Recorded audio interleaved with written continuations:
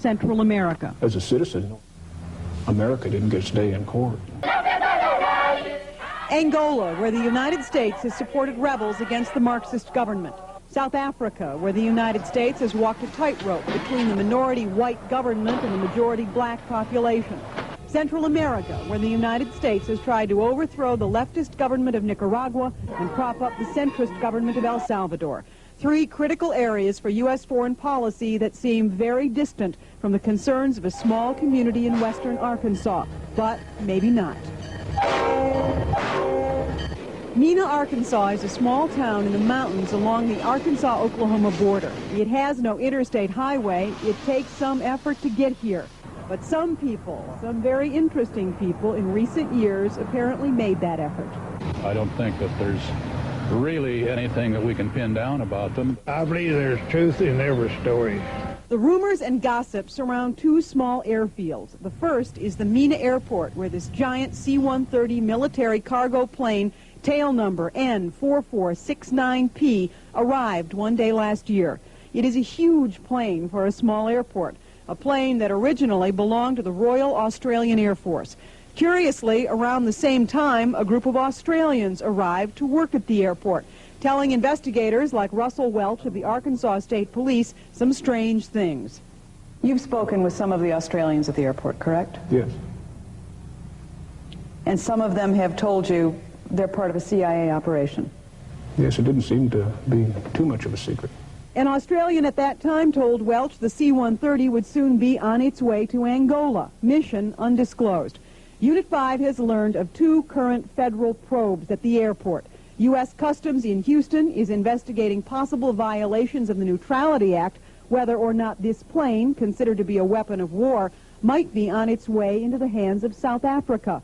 The second investigation by Arkansas Congressman Bill Alexander probes, among other things, whether or not the CIA within the past year and a half contracted with various partners to transport arms to Central America, allowing them to bring drugs back to Mena, with distribution in Miami or New York. The mayor of Mena, Jerry Montgomery, doesn't believe any of it. That's hard for me to believe, that Mena, Arkansas was used. But there's more. Down a winding dirt road, back in the mountains, where even the locals can get lost, resides yet another mystery. Now, this landing strip is a curious thing. It exists in an isolated mountain valley in the middle of nowhere, when there already is an airport just 11 miles from here. So why was 2,700 feet of runway installed here? Why was this landing strip built, and what was it built for? One person who thinks he knows the answer is Gene Wheaton, a former criminal investigator for the U.S. Army, who has done his own investigation. They were training pilots to make night flights and takeoffs and landings of strips that had no lighting, no air control, so forth.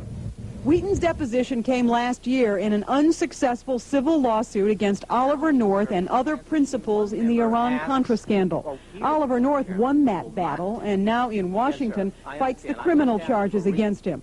It is a fight over what government secrets should stay secret.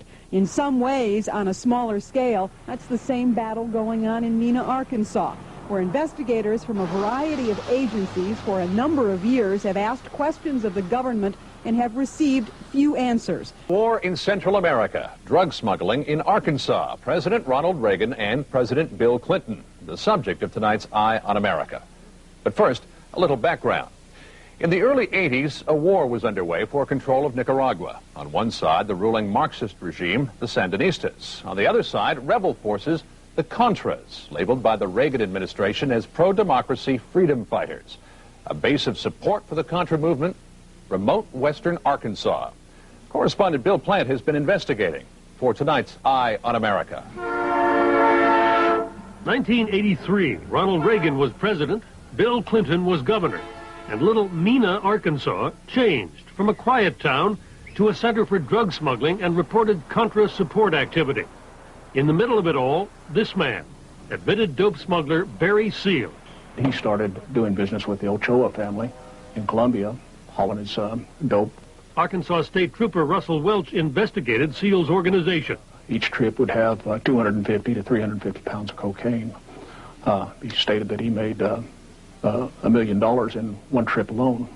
Thiel built this hangar at Rich Mountain Aviation at the Mena Airport for his high-tech smuggling planes, used to fly guns to the Contras and more than 20 tons of cocaine into the U.S. over 3.5 years.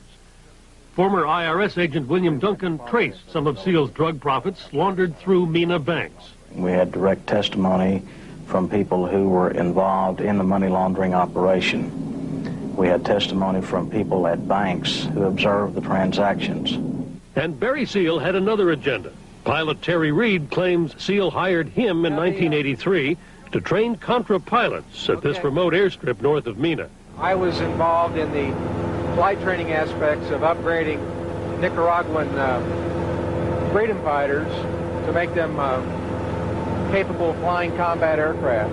The airstrip was built by Thiel's organization and also reportedly used to train Contra ground troops. In 1984, Thiel was arrested for smuggling and was turned by the Drug Enforcement Administration into an informant and smuggler for the government. With help from both Lieutenant Colonel Oliver North and the CIA, Thiel pulled off a spectacular drug sting. He flew his own C-123 to Nicaragua, where he took these pictures of Sandinistas helping load Colombian cocaine onto his plane. After the sting, Thiel flew the C-123 to the Mena airport, where it sat for a year. It was later shot down over Nicaragua, filled with guns for the Contras.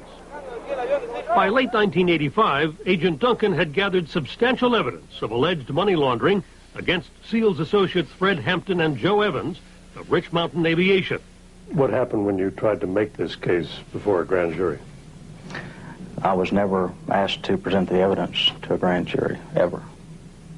The evidence was in this 24-count draft indictment prepared for the federal grand jury in January of 1986, but the grand jury never saw it.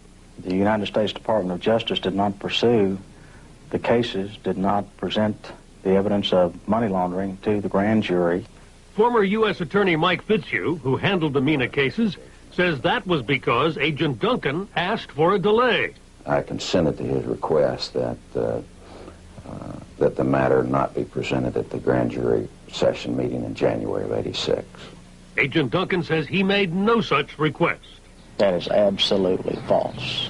An FBI internal memo from early February 1986, obtained by CBS News, says Fitzhugh was withholding presentation of the indictment, but there is no mention of a request from IRS agent Duncan for a delay. I would have been the last person in the world to have tried to delay evidence going to the grand jury. We asked Attorney Fitzhugh if he was told to delay the indictment by the Reagan Justice Department. There was not any type of pressure or influence put on me or anyone in my office that I'm aware of. For 2 more years, Trooper Welch watched as Fitzhugh's federal grand jury failed to return indictments in the Mena cases. It was a slow realization over a period of time that no, this isn't like any other case. It's not going anywhere. We are wasting our time. By 1988, Trooper Welch and Agent Duncan had given up on the Reagan Justice Department, but not on their investigation. They had hopes that the state of Arkansas could impanel a grand jury to hear evidence of money laundering, drug smuggling, and conspiracy. They went directly to then-Governor Bill Clinton. That part of the story in a moment. Back now with more of our Eye on America investigation of drugs, guns, and money laundering in Arkansas in the 1980s. By 1988, law enforcement officials investigating the case had given up on the federal government, pinning their hopes for prosecution on the state judicial system. Correspondent Bill Plant picks up the story from there. By 1988, almost everyone in Arkansas had heard about Mena. It was here at Rich Mountain Aviation that authorities believed Barry Thiel moved his operation. There were news reports about smuggling and Contra support activity around the Mena airport. Congress had begun an inquiry, and the media covered it all. At the Polk County Courthouse in Mena, Trooper Welch and Agent Duncan turned to County Prosecutor Charles Black for help. When it became apparent that nothing was going to be done on the federal level, that's when I began more actively pursuing it. Prosecutor Black, a Clinton supporter, met with the governor and handed him a letter requesting money for a state grand jury on Mena. His response to me was that he would get a man, something to the effect that he would get a man on it and would get word back to me. And I never heard back. Years later, Clinton said he offered $25,000 to Prosecutor Black's boss to fund a grand jury. But Charles Black and his boss claim they never heard about any offer of money from Governor Clinton. I believe Bill Clinton's an honest, respectable man, and I have to believe that he did that. But the fact is, I never got that word myself. But the Mena issue would not die. I don't think that the story of Iran-Contra has yet been fully told. In 1988, Arkansas Congressman Bill Alexander asked the General Accounting Office to investigate connections between the Mena airport, Lieutenant Colonel Oliver North's Contra operations, and Panamanian dictator Manuel Noriega. Alexander says the National Security Council, in this letter, refused to cooperate, challenging GAO's authority and effectively killing the investigation. Then Mena became an issue in the 1990 Attorney General's race in Arkansas between Republican Asa Hutchinson and Democrat Winston Bryant. Sources tell CBS News that Governor Clinton's aide, Betsy Wright, asked Bryant to stay away from the Mena issue. Wright denies it. In 1991, Congressman Alexander got the Arkansas State Police a federal grant to reopen the Mena investigation. Sources tell CBS News that Governor Clinton's staff was involved in the discussions about what to do with that grant. The money went to State Police Chief Tommy Goodwin. That money was discussed around here for quite a while, and we finally said, we'll just turn it back. We don't have anything to spend it on. But what happened to the state case? Nothing happened to the state case. A grand jury was never called. It just died. I maintained a certain amount of faith that at some point the problem would be solved. That never occurred. Has not occurred. Has not occurred to this date. Barry Seal's organization helped the Contras, smuggled tons of cocaine, and laundered drug profits through Arkansas. Why did the Reagan Justice Department fail to prosecute? Did Bill Clinton, then the governor, fail to provide leadership and support for a successful state prosecution? The White House says he did all he could. But Agent Duncan, Trooper Welch, Prosecutor Black, and a lot of other people are still looking for answers. In Washington, this is Bill Plant for Eye on America.